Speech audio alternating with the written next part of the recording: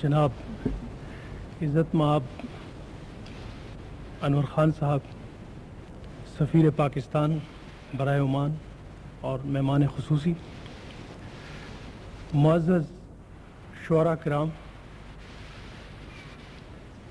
محترم اراکین مجلس مشاعرہ کمیٹی اور معزز خواتین و حضرات،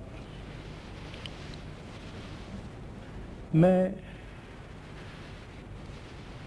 قومی دن کے اس اہم موقع کی مناسبت سے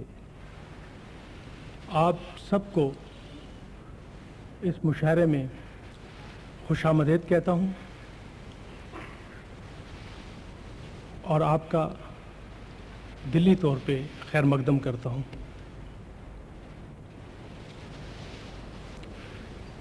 کافی عرصے سے ہماری یہ خواہش تھی کہ ہم کسی قومی دن کی مناسبت سے ایک عمدہ محفل شعر و سخن یا اسی طرح کی کوئی ادبی تقریب منعقد کریں، جس میں ہم اپنے ملک کے عظیم اور مقبول شعراء کو مدعو کریں۔ اس سلسلے میں چند ماہ پہلے سفیر موصوف سے جب میری ملاقات ہوئی تو انہوں نے بھی اپنی اس خواہش کا اظہار کیا اور اس کے بعد اس انجمن کی تشکیل کی گئی۔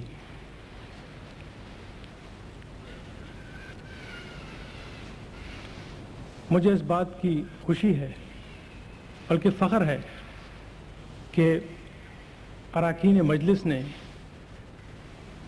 بڑی محنت، جانفشانی، لگن اور خلوص سے کام کر کے اس مختصر عرصے میں اس مشاعرے کا اہتمام کیا ہے جو آپ کے سامنے پیش کیا جا رہا ہے۔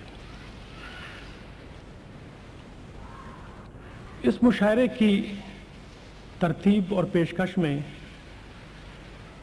میں اپنے تمام اراکین مجلس کا بے حد مشکور ہوں، ان کا تہہ دل سے شکریہ ادا کرتا ہوں کہ انہوں نے بڑی محنت کر کے اس کا اہتمام کیا، اور خاص طور پہ طاہر جمیل نقوی، جناب مجاہد صدیقی، زیارت علی، صالح فاروقی، ان لوگوں نے، ہمارے ان ممبران نے اس مشاعرے کو منعقد کرانے میں بڑی محنت کی ہے، اور میں ان سب کا خاص طور پہ شکریہ ادا کرتا ہوں۔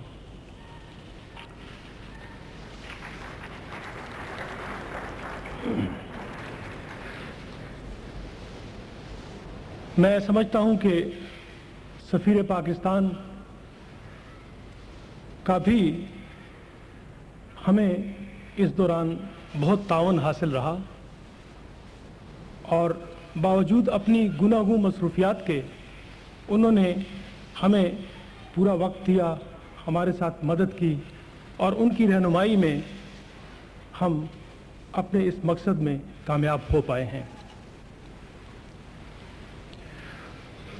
اس سلسلے میں یہ بھی مناسب ہوگا کہ میں اپنے ان تمام دوستوں، کرم فرماؤں اور مہربانوں کا بھی شکریہ ادا کروں جنہوں نے اس محفل کے انعقاد کے لیے ہم سے بھرپور تعاون کیا، مالی تعاون، ان کے مشورے، ان کی مدد، رہنمائی، حوصلہ افزائی، غرض کہ ان کا ہمیں مکمل تعاون حاصل رہا، اور آج کے اس مشاعرے کے انعقاد میں ان کا بھی بہت بڑا دخل ہے اور ان کا بھی بہت بڑا ہاتھ ہے۔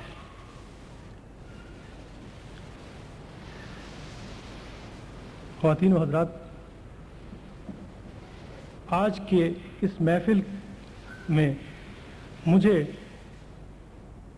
اپنے उन मुशायरों की और उन महफिलों की याद आती है जब मैं कॉलेज में बज़्म अदब के सदर की हैसियत से इस किस्म के मुशायरे मुनक्कद किया करता था।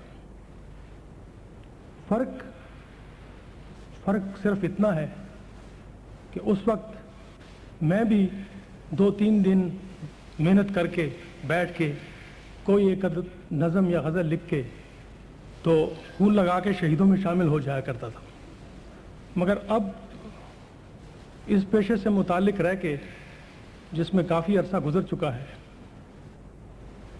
गालिबन तकरीर करते वक्त भी ये एहसास होता है कि कोई बात गलती से ऐसी ना निकल जाए जो इस फ़न अदब से दूर अपने पेशे से मुताल्लिक डिपॉजिट, एडवांसेस या बैलेंस शीट की शक्ल में ज़ाहिर हो जाए।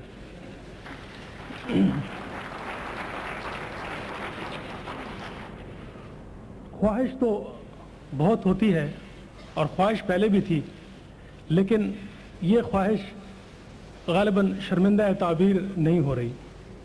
बकौल शख्स जिंदगी को बेनियाज़े आरज़ू करना पड़ा, जिंदगी को बेनियाज़े आरज़ू करना पड़ा, आह किन आंखों से अंजामे तमन्ना देखते।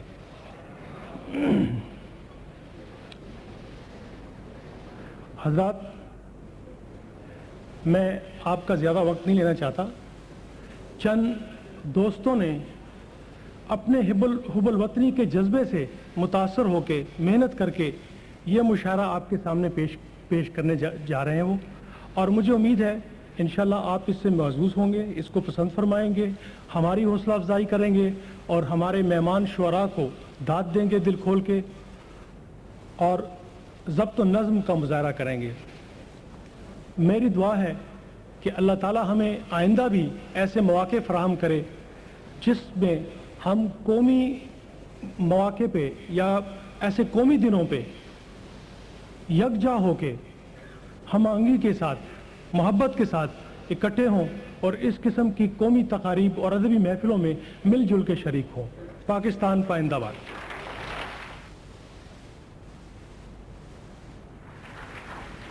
शुक्रिया अब्बासी साहब। सबसे काबिल एहतराम शख्सियत यौम पाकिस्तान ऑर्गेनाइजिंग कमेटी की सरपरस्त आला, आज की तकरीब के मेहमान खुसूसी सफ़ीर पाकिस्तान इज़्ज़त माब जनाब मोहम्मद अनवर ख़ान साहब की शख्सियत हमारे लिए एक नेमत है, जिनकी रहनुमाई में हम मुस्तकिल अपने आप को मुत्तहिद रहकर आगे बढ़ने की कोशिश कर रहे हैं। मैं इज़्ज़त माब जनाब अनवर ख़ान साहब से दरख्वास्त करूँगा कि वो तशरीफ़ लाएँ और अपने ज़र्री ख़यालात का इजहार करें।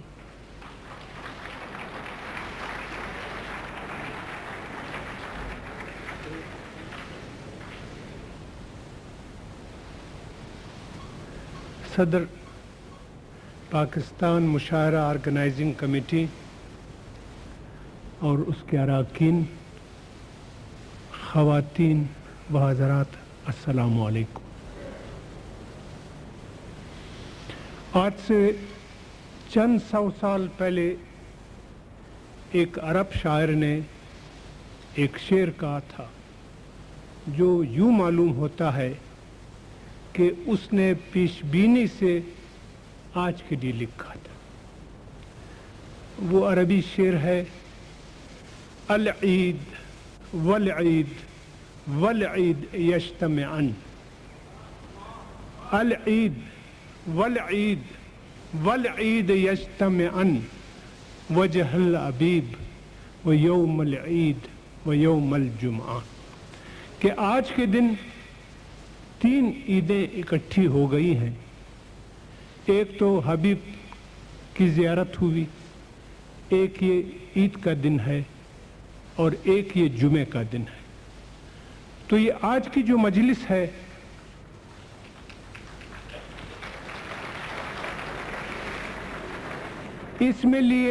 इसमें हम लोगों के लिए 3 खुशियों का मकाम है। इसमें शब मेराज की बरकत है, इसमें यौम पाकिस्तान की दौलत है اور اس میں ان مہمان گرامی کے آنے کی مسرت ہے۔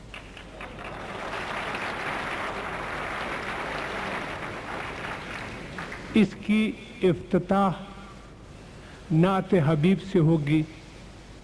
اس کے شروع میں یا آخر میں یا درمیان میں ملی نغمہ آپ ملی شاعر سے سنیں گے، اور اس کے ساتھ روح اور جسم کی ترقی کے لیے جیسا حدیث شریف میں ایک صحابی نے رسول اکرم صلی اللہ علیہ وآلہ وسلم سے پوچھا کہ یا رسول اللہ، مجھ پر کیا حقوق ہیں، کن کے حقوق ہیں؟ آپ نے فرمایا کہ تم پر سب سے پہلے تمہارے اللہ کا حق ہے، اس کا حق کرو ادا، اس کے بعد عباد اللہ کا حق ہے وہ ادا کرو، اور اس کے بعد اپنے جسم کا بھی حق ادا کرو۔ تو ہم نعت بھی سنیں گے، ملی نغمے بھی سنیں گے، اور اپنی روح کی غذا مشاعرے بھی سنیں گے۔ تو آپ سے درخواست یہ ہے کہ یہ شاعر لوگ بہت سخن فہم بھی ہوتے ہیں، سخن گو بھی ہوتے ہیں، اور ظریف قسم کے آپ گینے ہوتے ہیں۔ آپ کی داد جو ہے وہ بے داد نہ ہو جائے، نہ وہ سکوت سخن شناس بنے، نہ تحسین ناشناس بنے۔ اب میں درخواست کروں گا کہ مشاعرے کی کارروائی شروع ہو۔ شکریہ۔